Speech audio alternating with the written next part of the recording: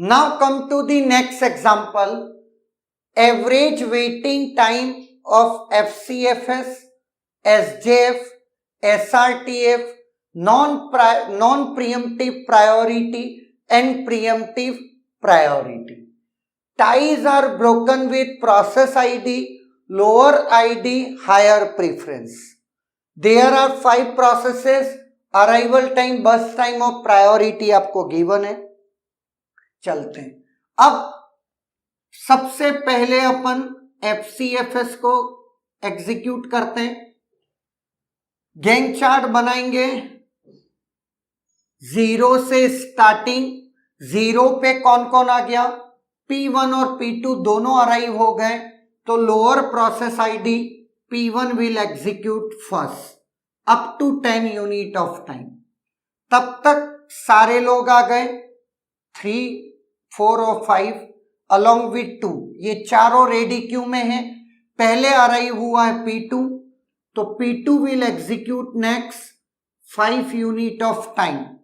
बस time जोड़िएगा, priority मत जोड़िएगा, ये गलती बहुत ज्यादा स्टूडेंट्स करते हैं. Next P3 3 unit of time 18. P4 20 unit of time that is 38. और लास्ट में P5 2 unit of time 40. Now average waiting time. आपको वेटिंग टाइम पूछा है, क्या करना है? कंप्लीशन माइनस अराइवल माइनस बस टाइम, तो इन दोनों का सम जैसा हम अब तक करते आए हैं. 10 minus 10 it's 0. P2 15 minus 5 it is 10. 18 minus 5 it is 13. 38 minus 25 38 minus 25 it is 13. And 40 minus 12 it's 28. Clear है? 5. अब अगर मैं बात करता हूं 10 plus 26 36 36 56 plus 8 64 divided by 5 12.8 है ना.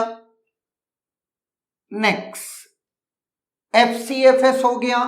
अब अपन चलते हैं SJF. आप पहले खुद से ट्राई करेंगे, फिर ही वीडियो देखेंगे. क्लियर है? सबसे पहले आप वीडियो को पॉज करके आप खुद ये सारे गैंग चार्ट और उसके करस्पॉन्डिंग वेटिंग टाइम खुद कैलकुलेट करिएगा.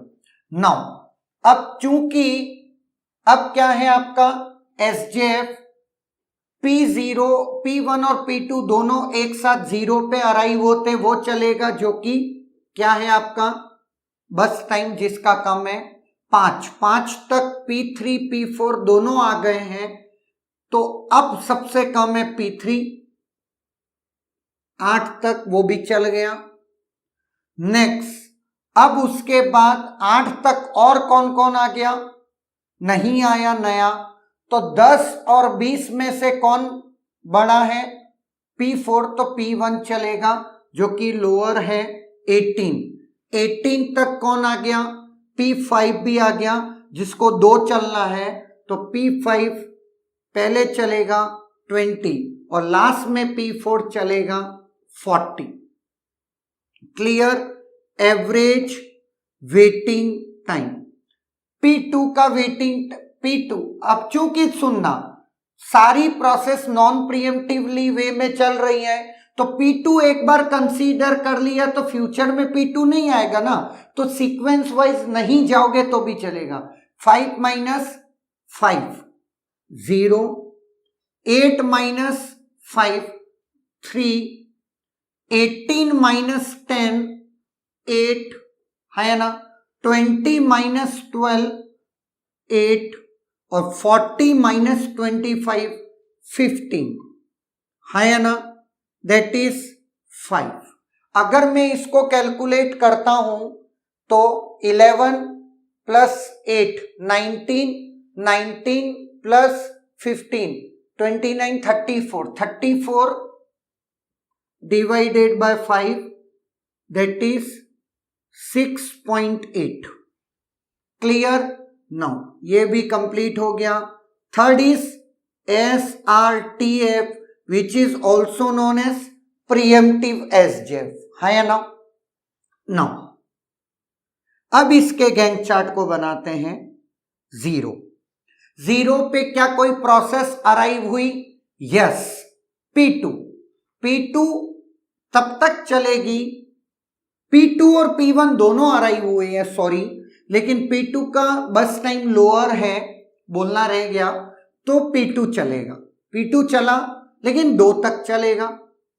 2 तक में P2 का रिमेनिंग है 3 और P3 जो कि आया है उसका रिमेनिंग भी 3 है, तो ये टाइज हो गए हैं। लेकिन ये टाइज नहीं है, यहां पर SRTF खुद कहता है जो चल रहा वही चलेगा, तुम कुछ कर नहीं सकते। कब तक? जब तक कि कोई और आ ना जाए। कहां तक? 5 तक। 5 पे जैसे ही आया P2 तो 5 यूनिट कंप्लीट हो गया। 5 पे आने वाली प्रोसेस 20 के साथ है, ये 3 के साथ है और P1 10 के साथ है, तो कौन चलेगा? P3 चलेगा, है ना? P3 कंप्लीट करेगा अपने 3 यूनिट, 8 कंप्लीट कर लिया, P3 गया। अब 8 तक P1 और P4 हैं 10 और 20 की रिक्वेस्ट के साथ, और 8 पे कोई और नया नहीं आया तो P1 को चला लो। कंप्लीट नहीं किया तो टिक करने की जरूरत नहीं है। P1 चला लो कब तक? 10 तक। 10 में ये 2 यूनिट कंप्लीट कर चुका है।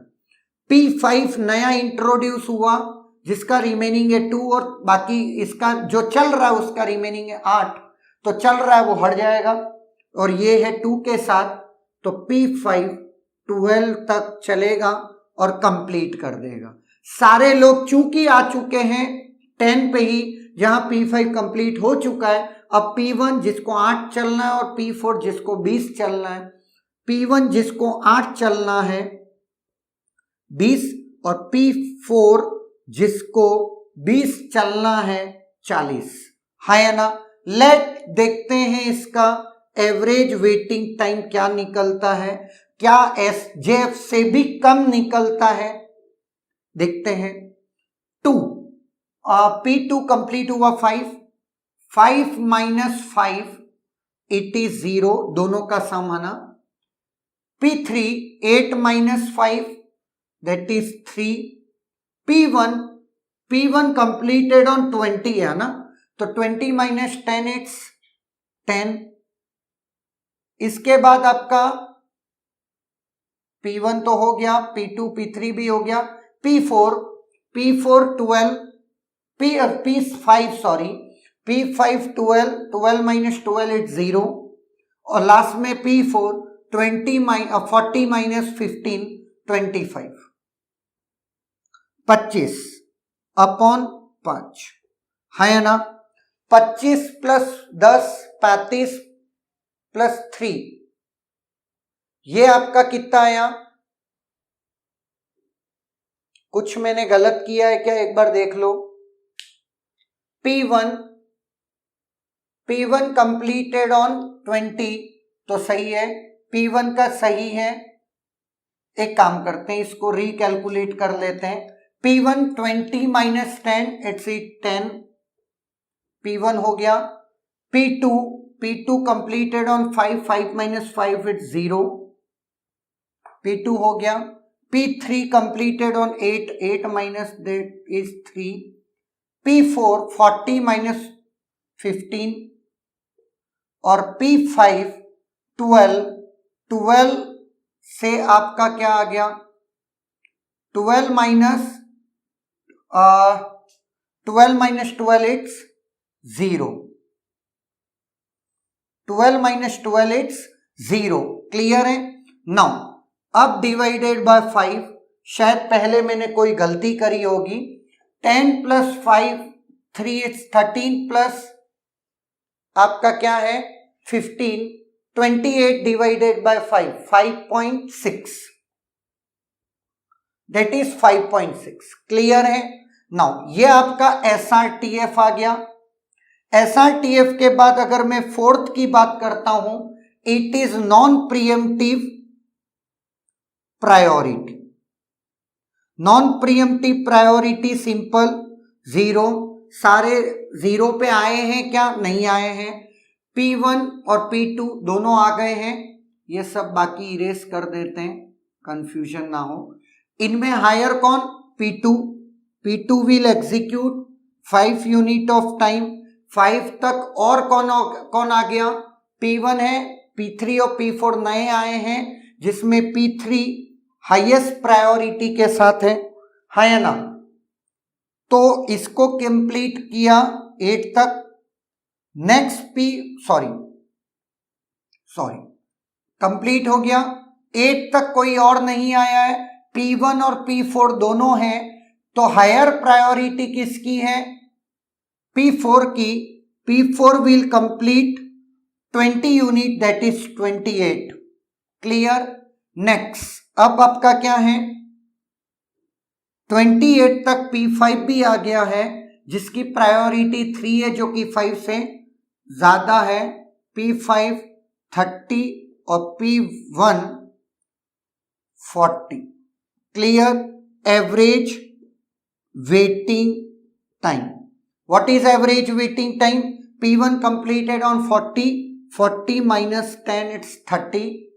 P2 completed on 5, 5 minus 5 is 0. P3 completed on 8 minus 5 it's 3. इसके बाद P4 completed on 28 minus 25 3.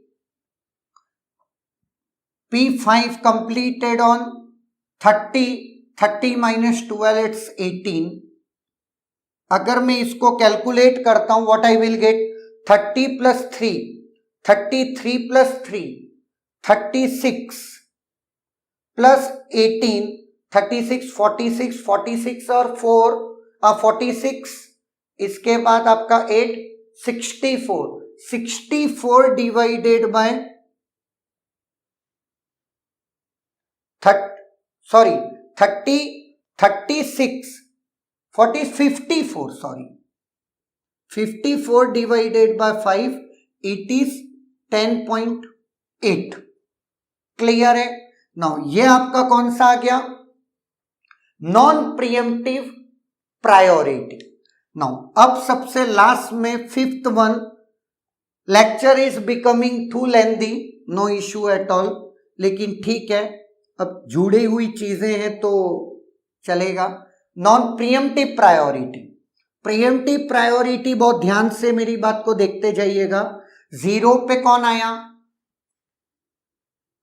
0 पे 2 लोग आए, P1 और P2, जिसमें P2 की प्रायोरिटी आपकी क्या है? हायर है, तो P2 will execute up to 2 तक। P2 P3 भी आ गया, जिसकी हाईएस्ट है, तो P3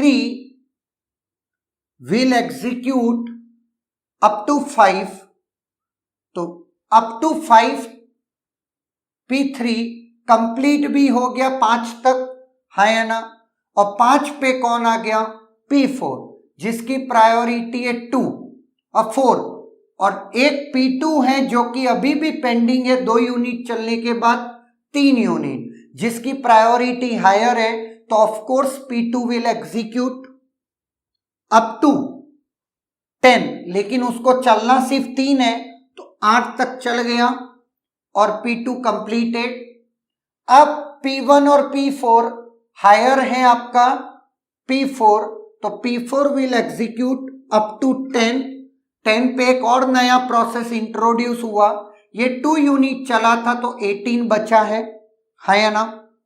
नाउ P5 जिसकी प्रायोरिटी चल रही प्रोसेस से भी ज्यादा है, तो P5 will continue with 2 unit completed, और इसके बाद आपका P4 30 और P1 40। क्लियर है? Now average waiting time. अब अगर मैं एवरेज वेटिंग टाइम इसका बोलूं तो P1 completed on 40 minus 10, it is 30. Clear? P2 completed on 8, 8 minus 5, it is 3. P3 completed on 5, 5 minus 5, it is 0. P4 completed on 30, 30 minus 25, 5. और P5 completed on 12, 12 minus 12, it's 0. That is 5. 30 plus 3, 30 plus 3, it's 33 plus 5, 38 upon the 5, that is 7.6. Now 7.6 preemptive priority का average waiting time, 10.8 non preemptive priority का average waiting time, SRTF 5.6, SJF 6.8 और FCFS 12.8। Clear है? मतलब SRTF better perform कर रहा है in terms of average waiting time compare to SJF।